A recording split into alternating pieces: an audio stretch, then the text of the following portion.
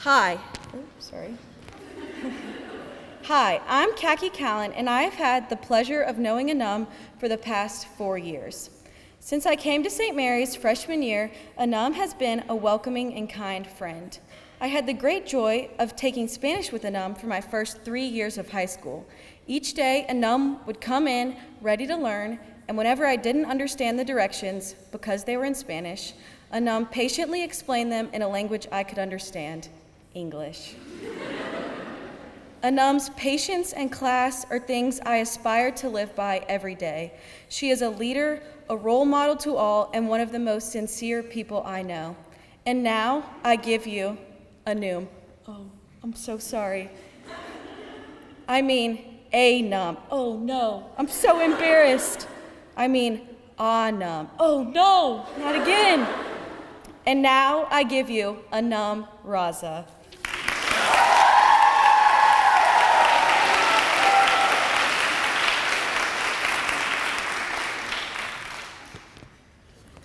As you can tell, I've heard my name pronounced many, many ways. The truth is rooted in the versatility of the vowel A. You can say apple, but you don't say apple. You can say a test or a test. Both are right. The A in my name, however, is from the Arabic letter alif, and it's commonly pronounced Anum. For the longest time, I'd butcher my name to avoid what I considered the awkwardness of fixing my name.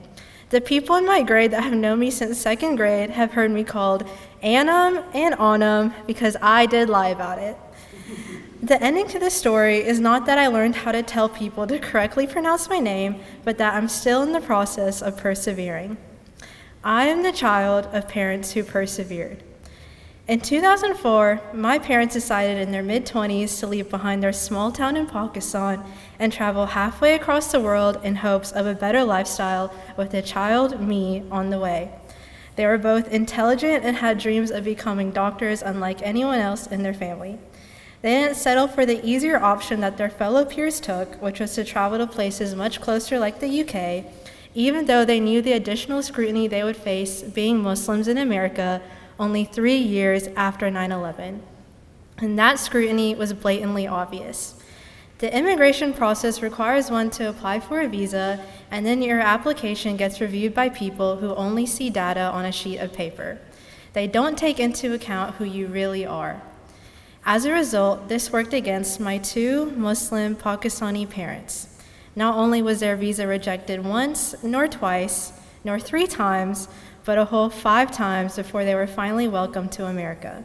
They did nothing wrong and followed the legal process each time, but they didn't let that frustration prevent them from picking up a pen and doing it all over again. This process is emotionally and financially exhausting, but my parents persevered. However, this was only the beginning. Adjusting to Southern American culture through new language, dialect, clothing, and entertainment was no easy task. On a resident salary, my dad was just barely making ends meet, providing for my family and himself, all the while to keep pushing through the grueling hospital hours. And then there was my mom, who could have stopped studying to be a doctor to take more care of me, but persevered and decided to do both gracefully. I am the child of parents who persevered.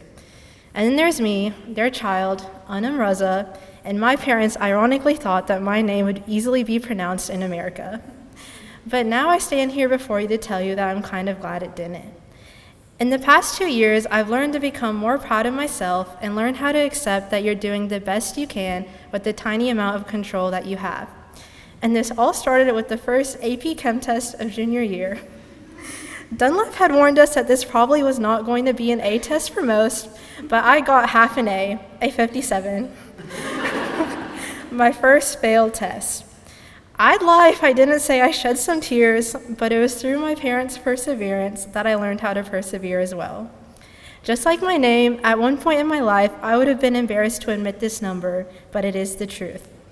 However, these are all reminders of my perseverance, the perseverance that I learned through my parents. At my lowest points in life, my mom has always said to wait and watch instead of questioning why that thing or that tragedy had to happen. Instead of questioning why people don't say my name right 90% of the time, I watched what happened as a result. which are the multiple nicknames I've come to love today. Num, Nummy, Num Num, Nom Nom are some of the few. These are the nicknames that I wouldn't have gotten if nearly 20 years ago my parents hadn't persevered in their journey, and they are also reminders of my own perseverance because they all have their own stories behind them as I've grown through the years. If I had hyper-focused on why I didn't do better on that first AP Chem test, I wouldn't have been able to grow and watch what happened on the next, when I passed. Life will not always revolve around logic, it revolves around being human. Even if I tell my name right to people 1,000 times, someone will still not get it. If I study extremely hard, I still may fail. Being human means experiencing all the emotions in life.